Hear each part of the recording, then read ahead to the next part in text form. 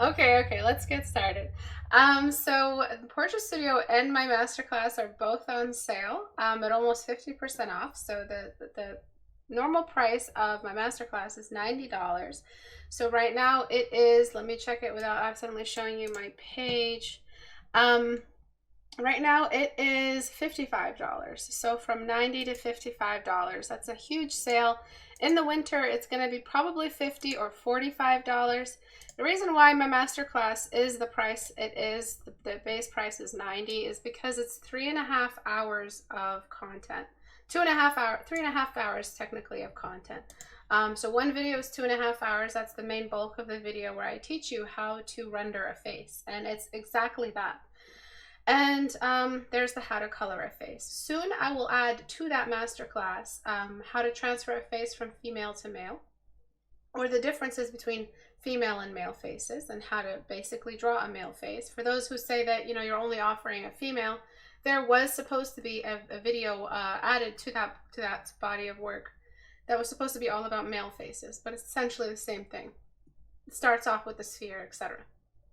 So I decided to delay that because I just wanted to have that a little bit more comprehensive and apply some notes to it that were standalone, that were different from the rest of the notes. So that will be added, as well as a 3/4 view. I will also be working on something like that, very, very similar to the content you see in my masterclass, but all about 3/4 view. And a lot of you have been asking for how to paint hair, how to render different kinds of textures, a dedicated masterclass on fabric. We will be doing all of that as the year progresses, but right now there's so much on my plate, running Sketchtember, all of that stuff. It's hard for me to really get into a whole new tutorial and also being back into classes full time. So for now, Portrait Studio and my masterclass are both on sale. More masterclass content is coming up. And that's it really for announcements. To get into the Sketchtober community, to get into the Sketchtober challenge, please join us by going to the community tab here. This will take you to my Discord. My Discord is where we just finished Sketchtember.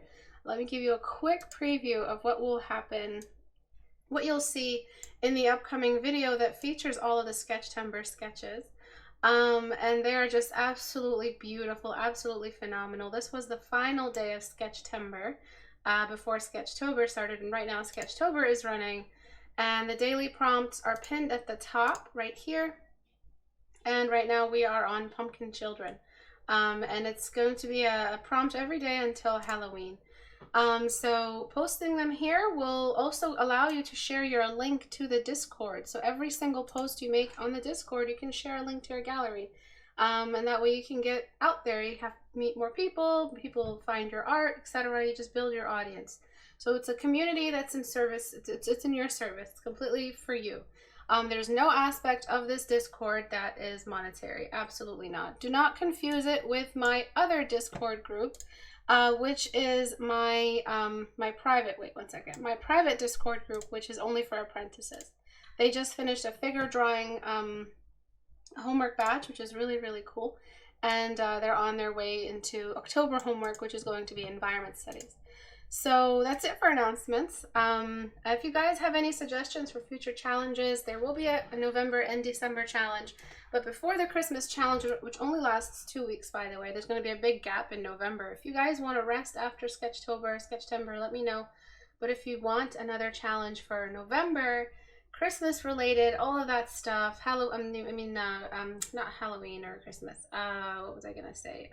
Like kind of a Thanksgiving-y thing, like a fall festive transition from from fall to summer, from fall to winter transition, kind of prompts, weekly prompts instead of daily prompts. Any suggestions like that, I'd appreciate. That'd be really, really cool, so that we don't have a big gap of like nothing to do between October and Christmas. Let's get started. So what I wanted to take a look at today is a 14-day challenger. I haven't done one of those. I usually do those every couple months. I'll focus on them because they're a constant challenge that's open to anyone who joins us on the community. So again, go to istebrak.com and click on the community tab. If you scroll all the way down, there's an FAQ and Q&A on what the 14-day challenge is. Even my masterclass is dedicated to the 14-day challenge. The 14-day challenge is a challenge that lasts for 14 installments. It's not really 14 days in a row. If you want to do 14 days in a row, that's great, but you don't have to. Some people finish it over 3-4 months. Some people took a year. One student of mine took like a year or more. It's just about being able, it's about two things, two big things that factor into why it's a successful challenge, why everybody improves doing it, why it's successful the way it is. It's because of two requirements. The first requirement is that you start each portrait of the 14 installments, you start them from scratch. You don't reuse the previous drawing and keep working off of it. You don't use references. You don't, everything is started from scratch. At least for the first 10 days or majority of the days, you are doing no reference. It's all from your head. This means that we're always taking a look at the cutting edge knowledge that you have of portraits. That we're x-raying what you have in there. What are you hiding in there in your mind? It's visible in the 14-day challenge. Another reason it's successful is because you have to have critique. Like, what are you going to do for day 2 if you don't even know what you did wrong for day 1? Do you know what I'm saying? So critique is fundamental. It's paramount to improvement. You can't get better unless people tell you what the mistakes you made are so that you could be more aware of them moving forward. Other reasons it's successful is because it factors out all the decorative stuff, like no hair. That's why there's just a bunch of bald people in my community, bald drawings in my community. It's just no hair, no color, no expression. We are looking at what your core skill is at the base level. What can you do?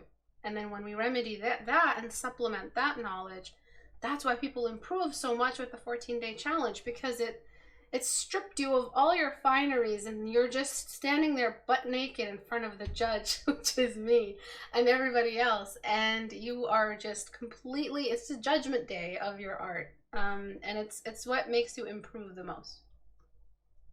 So what did you do wrong with this one? There's a lot of things you did wrong. So if you intended on it reading like a male, it's reading as a male. If this was supposed to be a female, absolutely not. This does not look like a female. I have a feeling it was meant to be male. You made a lot of mistakes. So let's start from the ground up, from the ground up. Fundamentally, when we do form studies, what we're looking for is how to render the most simple shape. This is the plan. This is the idea behind it. If you can render a simple shape and all things come from a simple shape, that means you can render all things. That's actually pretty sound. That's a pretty sound theory. It's tried and tested and you can trust it. So I do see a sphere. Do you guys see a sphere? I definitely do see a sphere. Things as we move down are on average getting darker. So you got that right. The background value is a little washed out, but that's okay. Something, however, is happening with your contrast, and something is happening with your anatomy. So something uncanny is going on. So if this was a sketch of a character, before I show you that, let me just lasso this. So if this was a cartoon sketch and they had these features, we wouldn't bat an eye. We'd be just, okay, this looks normal, right? But because you rendered it, it no longer looks normal. So let's give that a test. Let's actually give that a test. I'm gonna sketch right over it. And it's just gonna look like a simple character. It kind of looks like Stinky from Hey Arnold a little bit.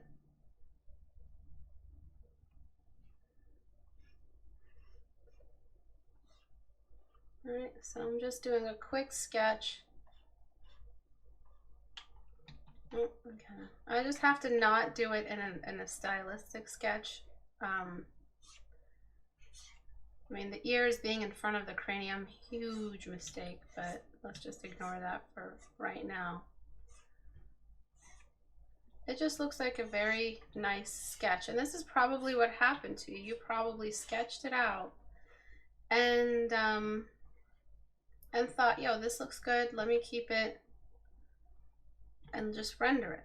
When you render cartoon, let's say anatomy, and you render it well because you know what goes into blocking, blending, the fat pockets of the face, etc., what you end up with is uncanny valley stuff. So as a sketch, this looks good. it looks like a very handsome, likable character, albeit the head still looks long. Okay, as a sketch, this looks like a decent character. It could just be from a comic book. Do you see what I'm saying? Looks legit. Looks nice. We could add a couple of details there. Add a couple of contrast markers here. Some details there. So to see what I'm saying, the ears, I don't know why the ears are growing out of the cheekbone. I've never seen that before. Okay.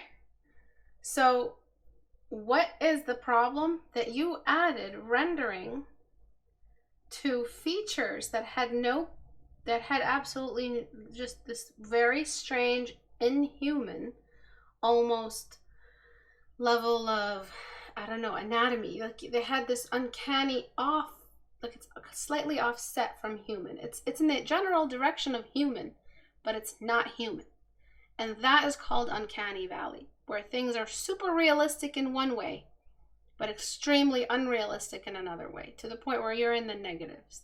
So as a sketch, fabulous sketch. It's just great. It looks like some kind of superhero with their hair and their buzz cut here, and looks like, you know, a superhero character from some movie show. It looks very Herculean, very strong superhero character. Maybe they've got some kind of third eye thing going on, or whatever the heck I just drew. That looks wrong. You see, it looked like a solid character, really, really cute. So what we have to do is disable all of these things. But Istebrak, how the hell are we supposed to know what's going to look right and what looks wrong? That's some stuff that you don't really pick up because on the same day you pick it. Like, let's say you studied male faces for a whole friggin' day, 24 hours, you didn't sleep, all you did was study. I don't know, that's not possible. It's just 6 hours. You studied a human face and male face. It's a slightly slim, slightly muscular face like this one. And things look great. And then you went to draw. None of those studies are going to show up in your next drawing that much.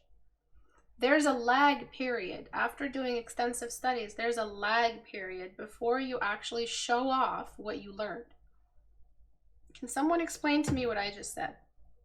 So that lag period, what am I talking about? What exactly might cause that lag period? Any answers?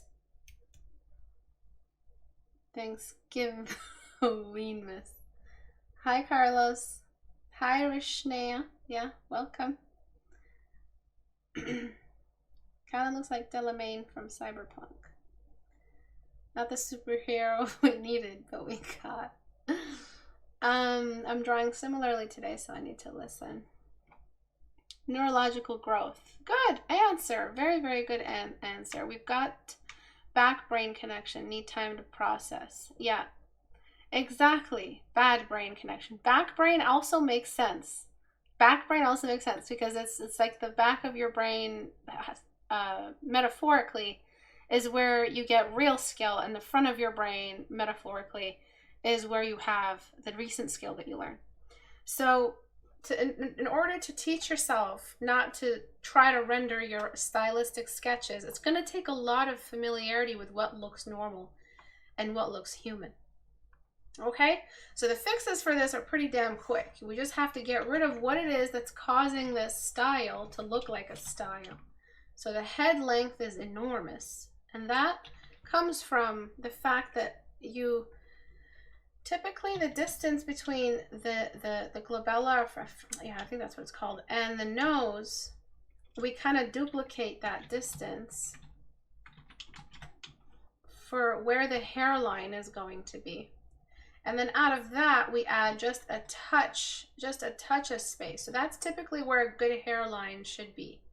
And then after that, we add maybe the distance from the nose to the mouth and maybe all the way to the chin. It just depends on the kind of face you want to draw.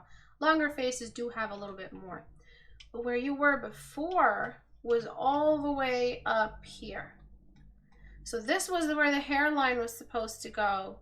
And then you had a whole other like chin to nose size added on top, which is why he looked like Megamind.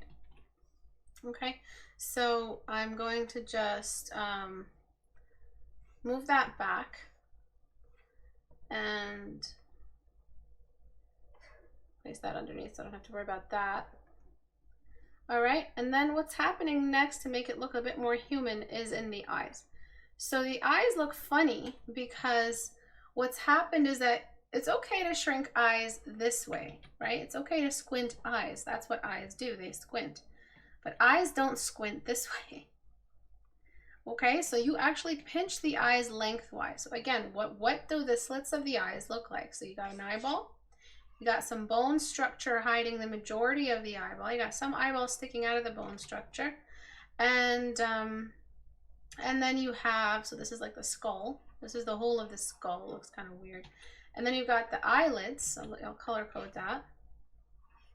Okay, and the eyelids are held together tightly by two ends, by two corners. One on the outside, one on the inside. And you got a little bit of jumbled up flesh there. Got a waterline. Where do the eyes move? This is static. It does not move.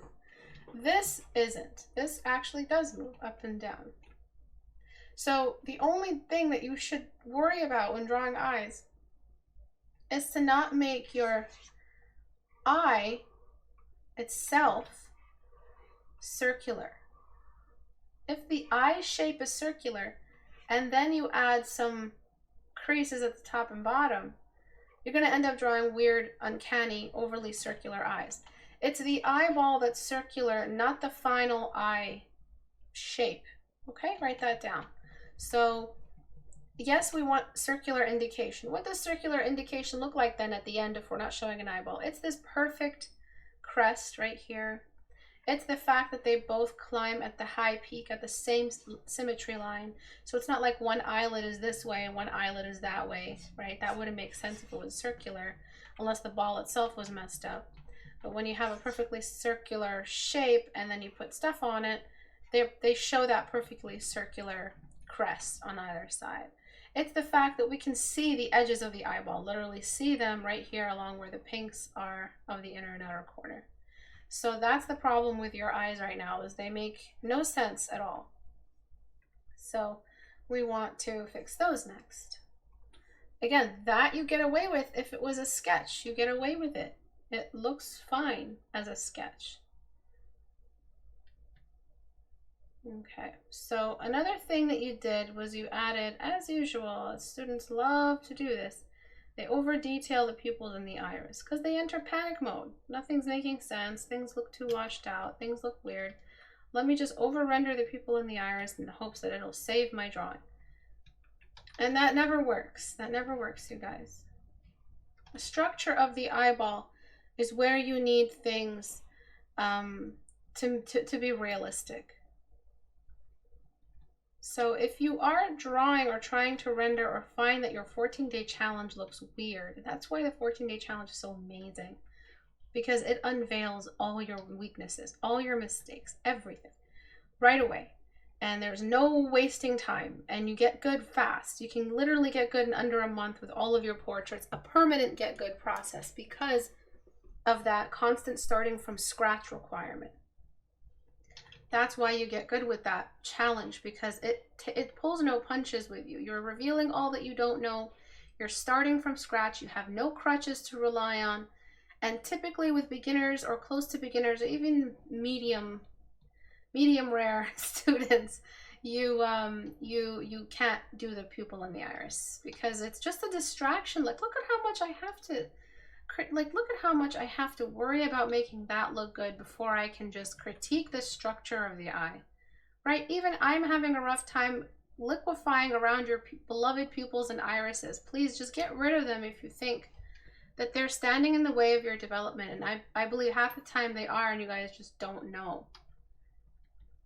All of your portfolios are going to be judged based off what they're offering in the character design aspect. And even if you don't get hired as a person who works with character design or whatever, or you're doing commissions and you just don't necessarily want to deal with, you're doing more environment studies or book covers and stuff like that, and you don't want to be a character focused artist, but you still have to some level have some skill with portraits. And half of you, I'm sorry for this, but half of you, your portrait skills are embarrassing. Not to me or anything like that, but to your portfolios. This is just me being honest.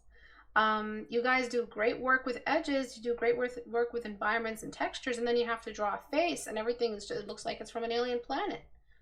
So the reason why it's so important to stop and perfect your portraits is because they improve everything, not just your character art. And I'm going to, plus this is coming out of slight bias because I am a portrait specialist, so I love human faces. I love studying characters, I love studying expression, I love studying everything to do with that, because I feel they are the most complex subject to study. I don't think it gets more complex. Even hands are easier than human faces. Nothing really is as difficult that carries as much weight as the human face. There's expression, there's character, there's anatomy, there's symmetry, there's all kinds of rotation, there's skin color, and there's translucency, it's just, and there's edges, and a lot of technique, a lot of planning, a lot of different races, there's gender, there's age, there's, oh my god, it just keeps going and going. And that's why they're so much more difficult and take a lifetime to just perfect drawing a human face, because it's so intricate and so unique in and of itself. Because animals are different, humans are unique in that they have these varying faces with so much character. Such a unique thing. Not that humans are, you know, the best thing that ever happened to this planet or anything like that, but you get my drift. As an art form, they're just amazing. They're forever interesting to me. So it is a slight bias, but it's not, it does still improve your work to just spend a little bit of time on portraits. It teaches you a lot about other fundamentals. So all my private tutoring students, what we do is we always have an entry-level assignment stage where we look at portraits, their basic portrait skills. Because if they can render an eye, they can understand basic principles. So I use it as a diagnostic tool as well. So I widen the nose. And now I'm going to fix up what you did here with the rest of the face. So as a sketch, this will also look good. So I'm not sure why you added the same shadow on the temple. The temple isn't as deep as the eye socket. So why does it need to be, why does it need to look like that, right? That doesn't make any sense. And then I'm also going to just soften some of this shadow here. I'm not sure, again, why you guys are using such extreme shadows. You even tricked yourself a little bit. You used this dark a shadow for the eyebrows, right? Look at your face right now. Look at your face. Look at, if your eyebrows are dark anyway. Is anything on your face as dark as the eyebrow right now? In an open room that's lit up? No. Take a picture right now with your phone. Point the phone at you. Take a picture. Is anything as dark as your face in a moderately lit room? Anything as dark as your eyebrows on your face, sorry. No, nothing. So why are you guys doing this in your drawings? It makes the whole thing look muddy. It makes the whole thing look bad. And when you add color, God forbid you add color, because then things will really look bad.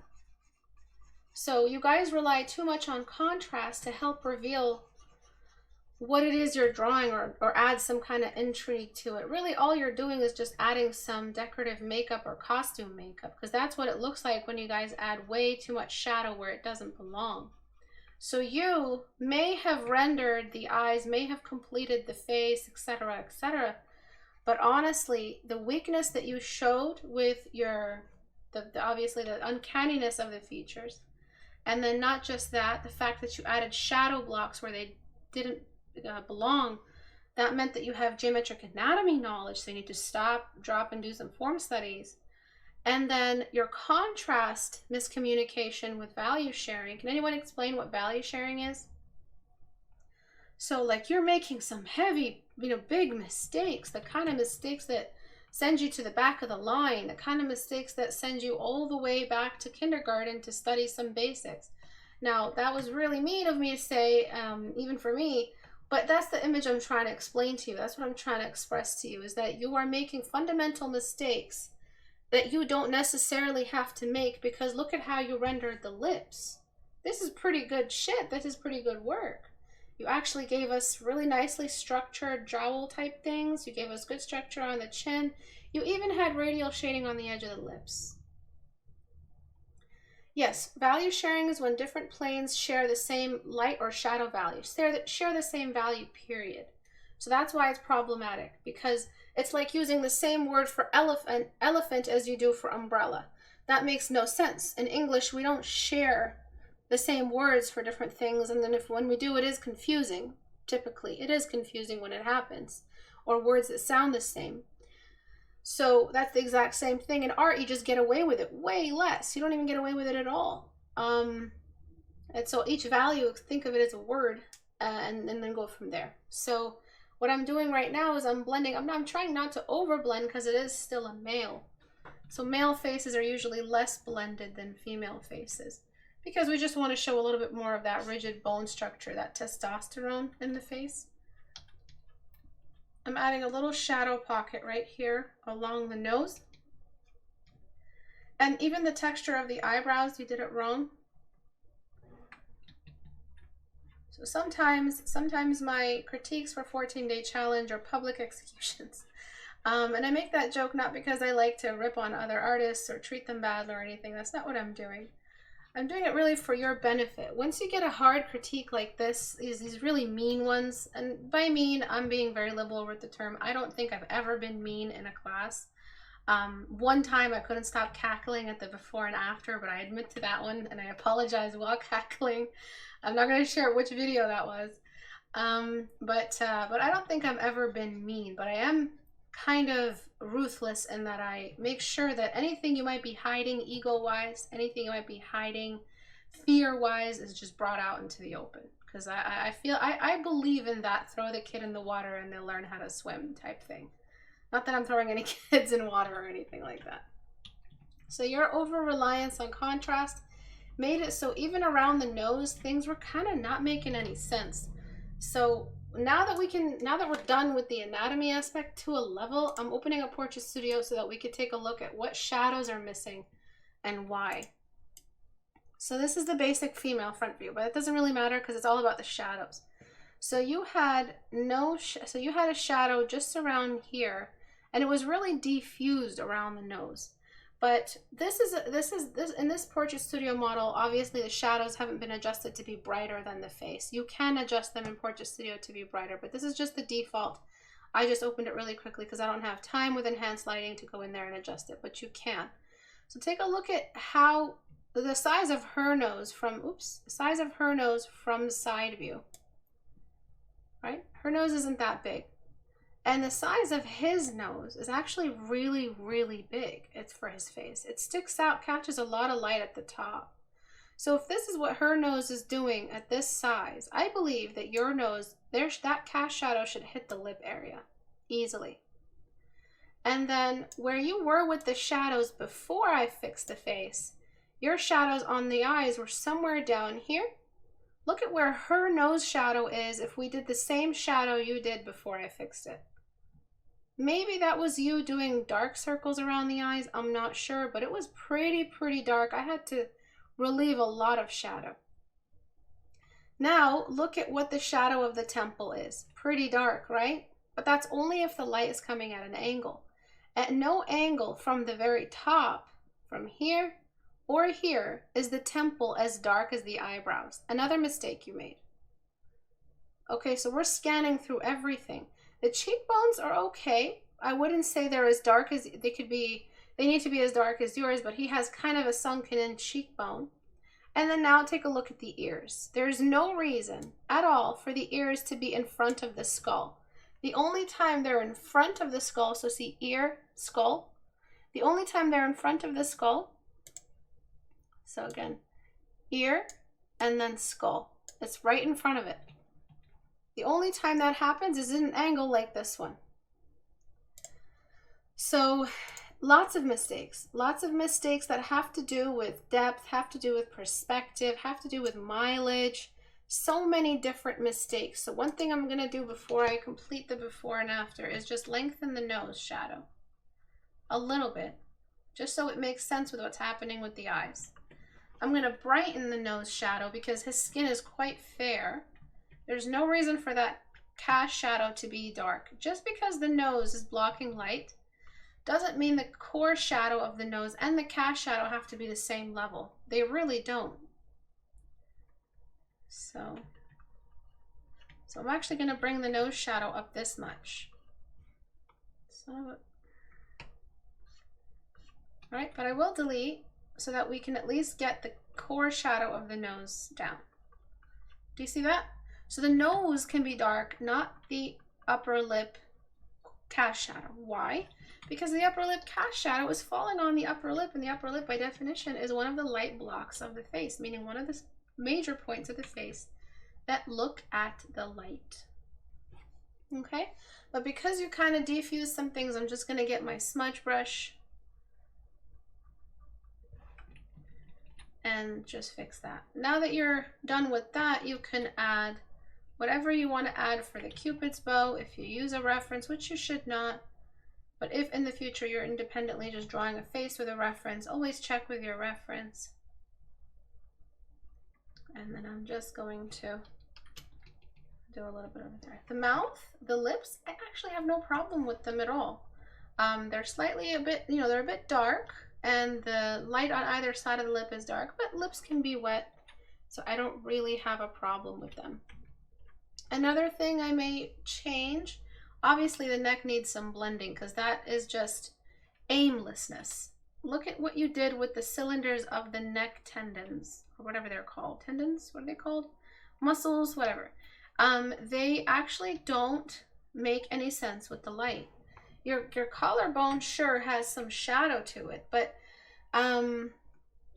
I mean, they may be drawing an androgynous male. If it looks a little bit glossy, someone said looks a bit glossy for male lips, maybe that's what they're going for. But we'll talk about the other changes and how they now look a little bit more towards the tasteful androgyny versus the just downright scary, uncanny androgyny. There's two different ones. All right, and so let me tell you something about the uncanny valley. You don't see movie makers, movie directors, designers channeling or tapping into the power of the uncanny valley anywhere outside of horror.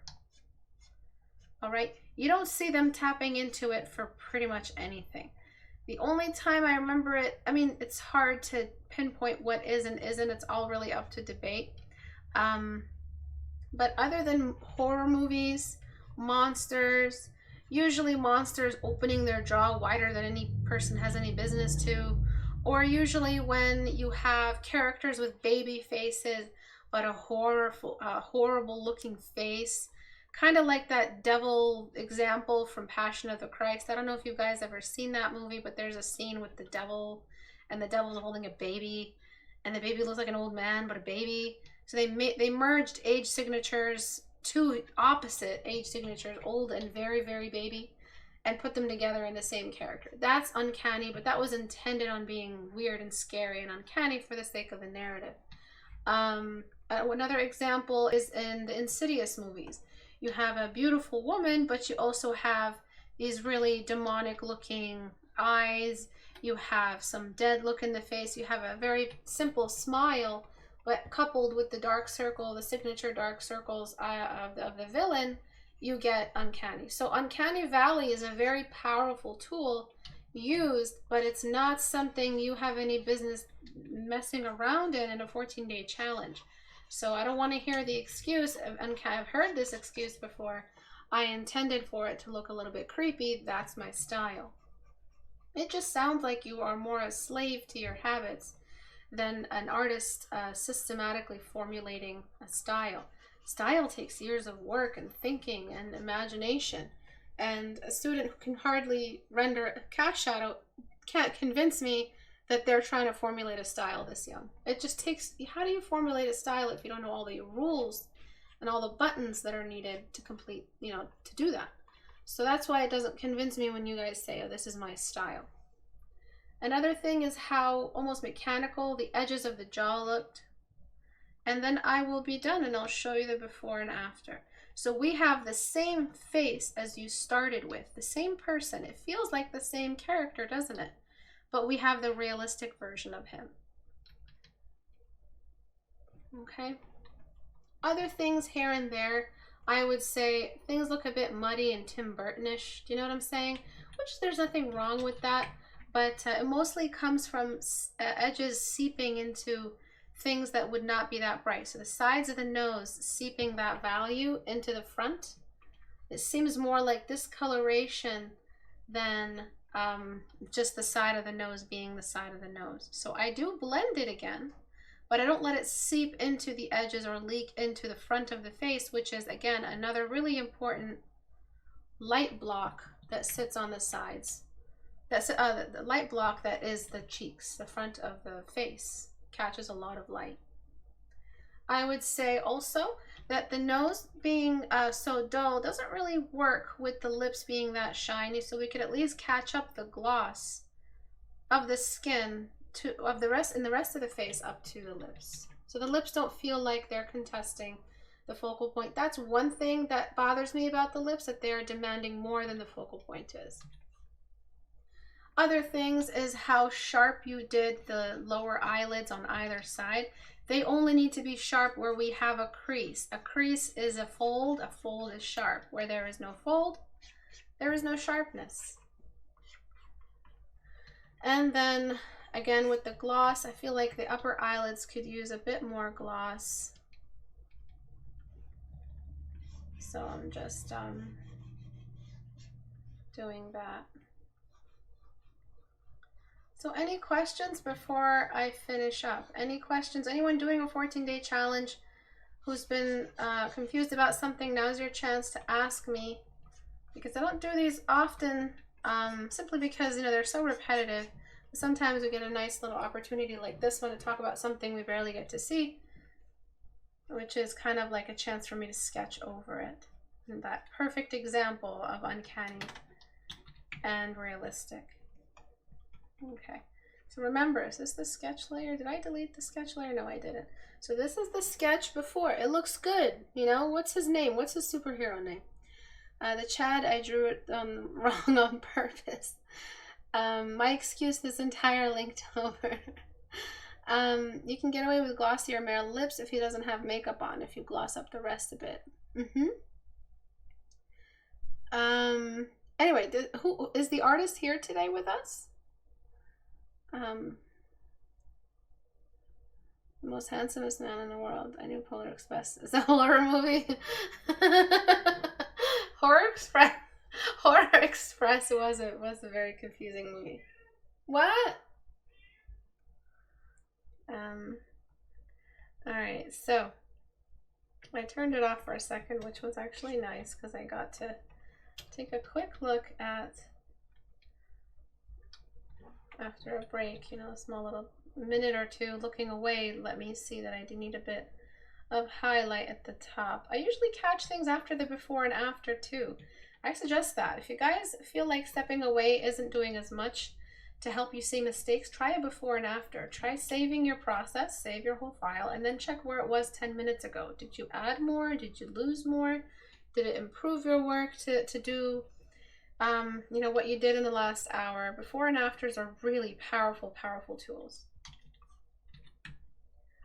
So any questions you guys have before the before and after, now's the time to ask them. I have a question. How does improving work exactly in the case of form studies and 14-day challenge? If you don't use a reference, wouldn't you be liable to make the same mistakes over and over again? How do you know when you're making these mistakes to improve? It's always back to that concept. So thank you for the question, Camille. It's always back to that concept of information that is new to you, that you're not sure how it's going to become back burner knowledge, how it's going to become standard skill. And it's a combination of whether or not you're understanding the theory. So do more mileage, basically, and try to understand the theory, not just get more mileage. So when I say learn how to paint a nose from 3/4 view or nose from front view with zero reference, all I'm saying is know how to paint a cube with slightly additional information here and there. I mean, a rectangular prism, triangular prism, whatever, in that same light source. So it's a way teach your mind how to transition the logic of a polygon into the illogical world of or like the organic world. So right now, 14-day challenge from day 1 to day 14 is all logic. It has nothing to do with what a human actually looks like. But we do cover all of the instances that are important for what makes a human look good. So this might be heavily referenced. It looks like somebody we know. But most of the 14-day challenges look so perfect, it's like they're not real. That's okay. The 14-day challenge isn't about learning how to paint a human being. It's learning how to paint the basic standard human android. Then when you learn how to read references, because right now reading references, sometimes for the unskilled, reading references just looks like this to them. But sometimes because you did a form study, a certain cylinder may pop out. You'll still see a mess everywhere else. Sometimes a cube will pop out, meaning something that looks cubish, something that looks cylindry, right? So the 14-day challenge helps you combine the geometric with the organic. It helps you see geometry in references. It helps you know how to do certain things that look human that are required. And then, so finally, when you are allowed to reintroduce references back in, you know how to read them. Eventually, you will only see cubes. You won't see a mess anymore. The world of a reference won't be so foggy. You'll see cubes and cylinders where you're supposed to see them. You will see shapes everywhere and you won't be able to unsee it. But if I allowed you to do referencing from day 1 to day 14, then what's the point of any of this? Because then things are already answered for you. Do you understand? So looking at a reference is reading, but doing a 14-day challenge is writing. You're writing your own observations. You are coding your own face. You're not reading someone else's face. It's complex, but that's how it works. And that's why the 14-day challenge is so successful, because it completely puts you in a vacuum seal. You are not allowed to contact any information from the outside world. You can only consult what you already know, what you've seen with other paintings and references, and you go from there. So it's about training your brain to think logically. Exactly. Beautifully put. Yep, exactly. I couldn't have said it better. The 14-day challenge is amazing for teaching your brain to think logically about the human face. But it improves. But because everybody already has some knowledge of the face, that's why everyone's face is different. But obviously, and everyone will, everybody cheats. So maybe someone does pick up a reference or look at a certain number of faces at the start of the day. One thing I've always said is it's good to look at faces and then, wait a couple hours and then do your 14-day challenge. That's fine too. I just don't want people referencing, because when they reference, that's when they're stripping themselves of the benefits. They don't actually get any more of those actual vitamins that make you think logically about the human face. I could go on and on about portraits. So before, after. All right. So before, we see excessive shadow used around the eyes. This is what I meant by how it looks like Stinky from Hey Arnold. Okay. Excessive shadows around the face. Nose was a bit long.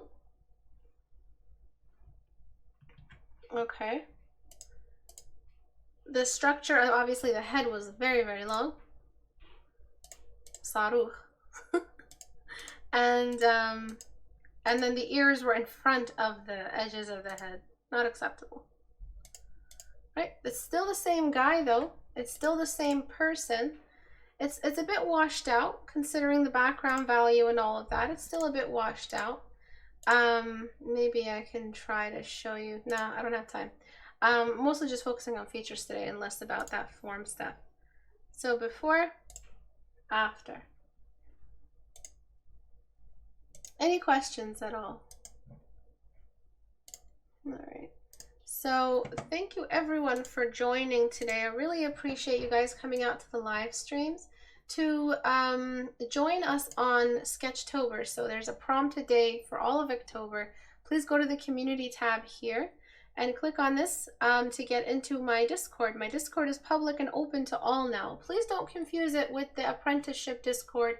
That's a private Discord. It's for $20 patrons, and those patrons get homework through that Discord. So it's kind of a class. They just finished their figure drawing session, and now they are and now they are doing some environment pieces, atmospheric Halloweeny environment pieces. We're going to look at depth. We're going to look at composition, framing, and storytelling. And that's going to be really, really fun. I cannot wait for that. And on my store, so today you saw me using Portrait Studio. You can control the camera, the lighting, and the model. You have a posable figure. You have all kinds of, and all variety of simple and detailed models. But the most valuable thing about it is the fact, I mean, that's all amazing, but my favorite thing about it is the posable female mannequin. You can pose her however you want, male and female. It's just amazing. But if you did want something a little bit more realistic, we have all kinds of models in here that you could load in that have arms and legs and certain things and different detail levels that that may be useful to you. There's even fabric that you could I mean, it's not fabric, but it's a low poly model that shows you basically where shadows would go. It helps you understand folds. It helps you build all kinds of models using the simple shapes like cylinders and spheres. You can build all kinds of stuff. There's a whole video tutorial on it on the store. If you click on istebrak.com/store, and it's on sale, and it's really, really low. And if you are having issues learning how to apply logic from beginning to end, from basic shape to rendered portrait, my masterclass is also on sale at the moment. And this is only 2 weeks. It's done on the 14th of October, and that's it until December, when I have my next and final sale of the year. So I only really have 2 big sales. But yeah, if you click on the Portrait Studio product right here, it'll take you to the tutorial on how to use Portrait Studio if you want to make the most out of it. If you are having issues installing it, some people's firewalls don't allow it to be installed successfully, please email abouthar@live.com and he'll help you with it. A lot of people have no issues at all installing it. Some people do. It's just different between each person. So please make sure you let us know if you are having issues installing it or anything like that. Thank you everyone for coming. I really appreciate you guys coming to the live streams. The next class, hopefully, is Thursday at 5 p.m. Eastern time. I'll see you guys around, and I may do some streams soon. Might be back into after hours. I'm feeling a little bit more comfortable with my art, and may continue split streaming between Twitch and YouTube. So I don't really need to pick one or the other anymore, thank God. All right, I'll see you guys around. Bye.